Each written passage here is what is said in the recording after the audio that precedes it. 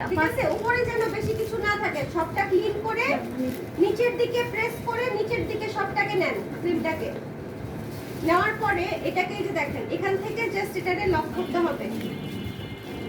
দেখতে পাচ্ছেন লক সিস্টেমটা? লক করেন। লক করার পরে হাতটা এটাকে এভাবে মুভ করে ধরবেন। ঠিক আছে, এই যে এভাবে এই আঙ্গুলটাতে এটাকে প্যাচ দিয়ে এটার দিকে ভিতর দিকে ঢুকায় নিয়ে আসবেন। এটা হচ্ছে আপনার লক সিস্টেম, আপনি এখানে আটকায় যাবে প্রপারলি। দেন এই পাইপিং ব্যাগটাকে জাস্ট একটু ঘুরাই নেবেন, এটা আরেকটু টাইট হবে। মোট কথা হচ্ছে আপনার পাইপিং ব্যাগটা টাইট ভাবে ধরতে হবে, বুঝতে পারছি? দেন হচ্ছে আপনি ক্রিম স্প্রেড করবেন।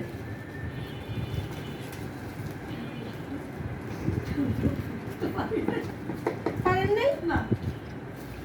আপু টিচার হিসেবে অনেক আপনি শুনুন, একটা টিস্যু দিবেন। এই আপু একটা টিস্যু মোর দেন না, এখন এটা ছোট আছে কত হয়ে যাবে। এটাকে টাইট করবেন, এটাকে শক্ত করে ধরে রাখবেন। প্রয়োজন ছিল এটা মধ্যে দিব না, অল্প একটু দিতে হবে। এটা কিভাবে টাইপ করতে হবে?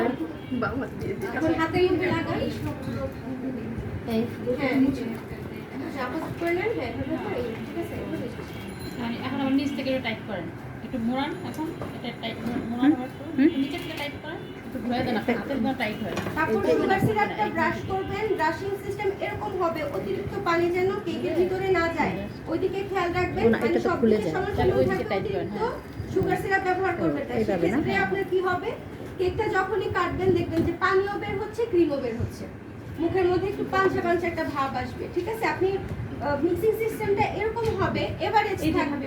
অতিরিক্ত পানি দেওয়া যাবে না, এটা একটু ফেলে দেন, এগুলো একটু কমও ফেলে দেন। দেওয়া যাবে না। মানে এটাকে ড্রাই যেন না হয় ওইদিকেও খেয়াল রাখতে হবে, আবার অতিরিক্ত ওয়েট যেন না হয় ওইদিকেও খেয়াল রেখে আপনি সুগার সিরাপটা অ্যাড করবেন। দেন হচ্ছে আপনি ক্রিম যতটুকু ইচ্ছা ততটুকু দিবেন।